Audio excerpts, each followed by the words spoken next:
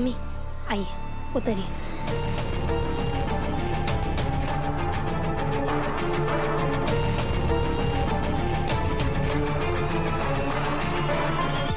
पीछे हटिए आप। सर आपने देखा ना, मेरी मम्मी को भी ना गाड़ी सिर्फ स्टार्ट करनी ही आती है, इससे ज्यादा और कुछ नहीं आता।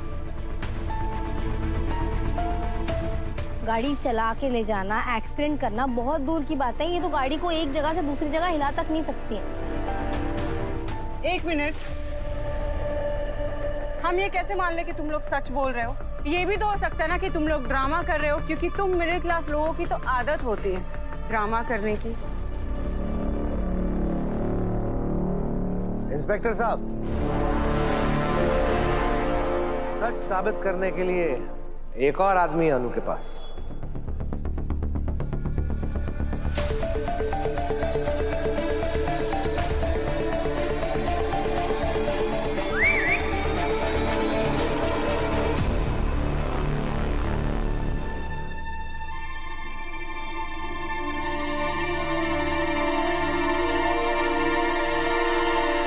पुष्पा जी, ये कौन है? ये तो मेरे मास्टर जी हैं। मास्टर जी आप कहाँ थे? मैं ऑफिस भी आई थी लेकिन ऑफिस बंद पड़ा था और आपका फोन भी बंद आ रहा है। मैडम जी, मैं आउट स्टेशन गया था, वहाँ पे नेटवर्क नहीं होने की वजह से आपका कॉल नहीं लग रहा होगा। लेकिन जब मैंने वहाँ पर आपकी न्यूज देखी, मैंने तुरंत तय कर लिया कि मेरा यहाँ होना बहुत जरूरी है। और ऐसा क्यों लगा आपको कि आपका यहाँ आना जरूरी था? वो क्या है ना सर जी, कि मेरे पास कुछ ऐसा है जो आप सबको देखना बहुत जरूरी है।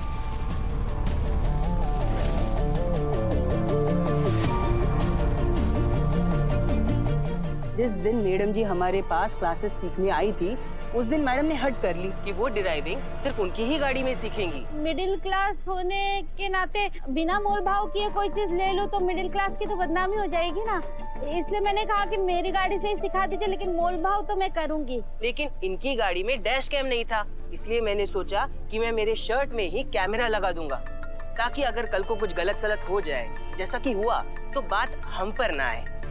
देखिए कुछ ऐसा हुआ, मैं दिखाता हूँ। ये देखिए, इन्होंने पार्किंग लॉट में एक पार्क गाड़ी को टक्कर मार दी। उसके बाद मैं इन्हें कुछ सिखा ही नहीं पाया था।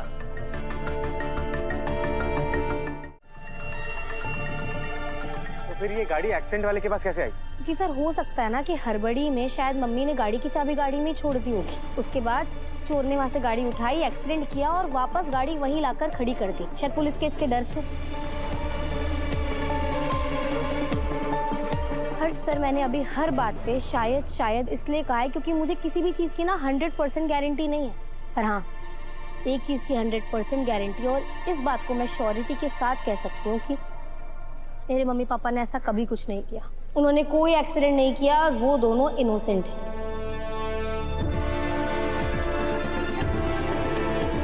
मैंने आपके सामने सारे गवाह, सारे सबूत पेश कर दिए। अगर आपको अभी भी हम पर शक हो रहा है तो आप एक बार खुद सोच कर देखिएगा। हम लोग बोला ऐसा क्यों करेंगे, ऐसी क्या वजह है हमारे पास, ऐसा कारण क्या है? Oh hello miss Chandni Chowk legal firm. इनाफा, इतनी सारी बातों में एक पॉइंट तो तुम भूल गई हो। हर एक चीज के पीछे कोई ना कोई वजह हो, ऐसा जरूरी नहीं, और हो सकता है कि एक्सीडेंट गलती से हो गया हो। जी मैम, बिल्कुल सही कहा आपने, ऐसा हो सकता है कि एक्सीडेंट गलती से हो गया हो, पर हाँ मेरे पापा ऐसे इंसान नहीं है कि वो गलती करके अपनी गलती को ना माने।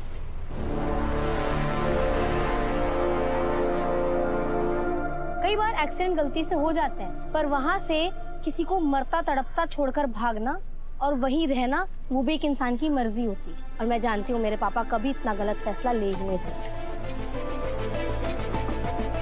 आप खुद सोचिए सर, जो आदमी किसी और का किया हुआ गुनाह अपने सर पर लेने के लिए तैयार है, क्या वो अपना किया हुआ गुनाह नहीं मानेगा? ऐसा हो सकता है क्या?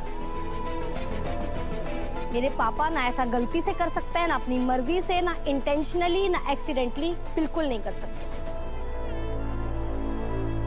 हाँ माना, मेरे पापा को ना गाड़ी चलाना नहीं आता, पर ईमानदारी से अपनी जिंदगी को चलाना बखूबी आता है। पूरे मोहल्ले से पूछ सकते हैं आप।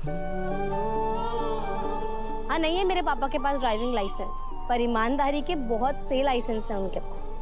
हमने देखा कि उनसे गाड़ी का इंजन स्टार्ट नहीं हो रहा था, पर वो एक आम आदमी है जिनकी ईमानदारी का इंजन ना हमेशा ऑन ही रहता है, कभी भी ऑफ नहीं होता। सर की ईमानदारी की गवाही देना तो दूर, अगर पूरी चांदनी चौक में सब उनकी ईमानदारी की कस्में खाते ना मिले ना, तो मैं अपनी सारी दलीलें, सारी दावे वापस ले लूँ।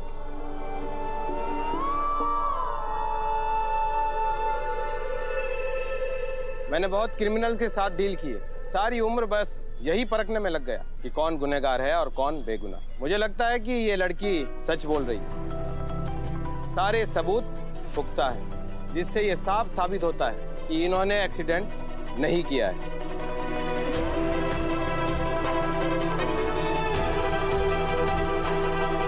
अनु के पापा मम्मी इनोसेंट, उन्होंने कुछ नहीं किया। देखो अनु ने वो प्रूव भी कर दिया। बस कीजिए ब्रो इन लॉ, अपने किए का क्रेडिट ना उस अनु को देने की आपको कोई जरूरत नहीं है। इन सब चीज के पीछे आपका हाथ है ना।